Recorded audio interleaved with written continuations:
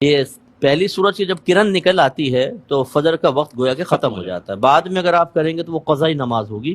بعد میں پھر جب سورج کے 20 نکلنے کے 20 منٹ بعد پھر قضا ادا کریں کیونکہ وہ مکروہ وقت ہوتا ہے. یہ کہتے ہیں کہ بعض اوقات ہم مسجد میں نماز پڑھ رہے ہوتے ہیں، آگے ایک تصویر شیشے کے اندر جیسے وہ کعبۃ اللہ کی لگائی ہوتی ہے. ان کا کہنے کا یہ تو الفاظ ادا کی کہ اپنی تصویر اس میں نظر آتی ہے، تو آپ کی تصویر نہیں، یہ عکس آپ کو نظر آتا ہے.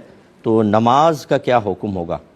دیکھیں نماز ہو جائے گی یہ، کیونکہ آپ جب آپ خود اپنے آپ کو اس شیشے کے اندر دیکھ رہے ہیں مثال کے طور پر، تو وہ تصویر نہیں ہے بلکہ یہ آپ کا عکس متحرک ہے جو آپ کے ساتھ ساتھ حرکت کرتا ہے.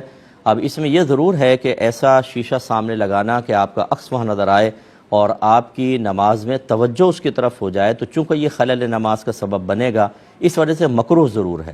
کمیٹیوں سے بھی گزارش ہے کہ جانب قبلہ ایسی کوئی چیز نہ کریں کہ جس کی وجہ سے توجہ نمازی کی اس طرف جائے. ہمارے فقہا نے واضح طور پہ اس کو مکروہ لکھا ہے، حتیٰ کہ دیوار قبلہ پر آیات کو لکھنا منع کیا ہے کہ توجہ جاتی ہے، اور اگر کسی نے حالت نماز میں اتنی آواز سے ان کو پڑھ لیا کہ کان تک آواز پہنچ جائے تو یہ قرآن دیکھ کر پڑھنا کہلائے گا، نماز ہی فاسد ہو جائے گی.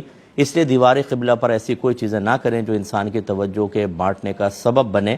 تو یہ بہرحال اس طرح کراہت تو ہے ہلکی پھلکی، لیکن آپ کی نماز میں کوئی فرق نہیں آئے گا. فرمایا کہ بارش کے بعد جو روڈ پر پانی جمع ہو جاتا ہے اس کی چھینٹیں بسا اوقات کپڑوں پر آ جاتی ہیں، کیا یہ پاک ہیں یا ناپاک؟ دیکھیں اللہ تعالیٰ نے ارشاد فرمایا کہ وَالَّذِي خَلَقَ لَكُم مَّا فِي الْأَرْضِ جَمِيعًا، اللہ تعالیٰ وہ ذات ہے جس نے زمین پر جو کچھ ہے سب کا سب تمہارے نفع کے لیے پیدا کیا ہے، اور نفع حلال اور پاک سے اٹھایا جا سکتا ہے. اس کا مطلب یہ نص قطعی بتا رہی ہے کہ جو روڈ پہ پانی موجود ہے وہ اولاً تمہارے لیے بالکل پاک ہے، اس سے نفع اٹھایا جا سکتا ہے، یعنی وہ ناپاک نہیں ہے.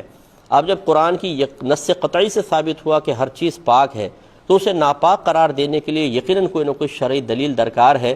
خالی اپنے گمان سے ہم کسی چیز کو ناپاک نہیں کہہ سکتے، اندازے سے ناپاک نہیں کہہ سکتے، کیونکہ اندازے سے جو کچھ آپ ثابت کریں گے وہ شک ہوگا، ظنی چیز ہوگی، اور قرآن سے ہر چیز کا پاک ہونا قطعی طور پہ ثابت ہوا. تو ظنی قطعی کے مقابلے میں یقینی کے مقابلے میں نہیں آ سکتا، یقین کے مقابلے میں آ کر اس کو زائل کر سکتا ہے. اب اس کے ناپاک ہونے کا یقین کیسے حاصل ہوگا؟ نمبر 1، آپ نے اپنی آنکھوں سے ناپاکی کو اس پانی کے اندر ملتے ہوئے دیکھا ہو. نمبر 2، کوئی ایسا شخص جس کا ظاہر باشرع ہو، کبھی اس نے آپ کے سامنے جھوٹ نہ بولا ہو، نمازی ہو، متقی ہو، پرہیزگار ہو، وہ یہ کہہ رہا ہو کہ میں نے اپنی آنکھوں سے اس میں ناپاک پانی ملتے دیکھا ہے، اگرچہ ابھی نظر نہیں آ رہا لیکن میں نے ملتے ہوئے دیکھا ہے، تو اس کی خبر کا اعتبار کرنا لازم ہے. اب یقین حاصل ہو گیا، اس سے بچنا لازم ہوگا، یہ ناپاک ہوگا. تیسری صورت یہ ہے کہ خود پانی کے اندر نجاست کا اثر ظاہر ہے. اثر کا مطلب رنگ یا اسمیل وغیرہ ہے، کالے رنگ کا پانی ہے، اسمیل بدبو آ رہی ہے گٹر کی، تو اس کا مطلب یہ ناپاک ہے.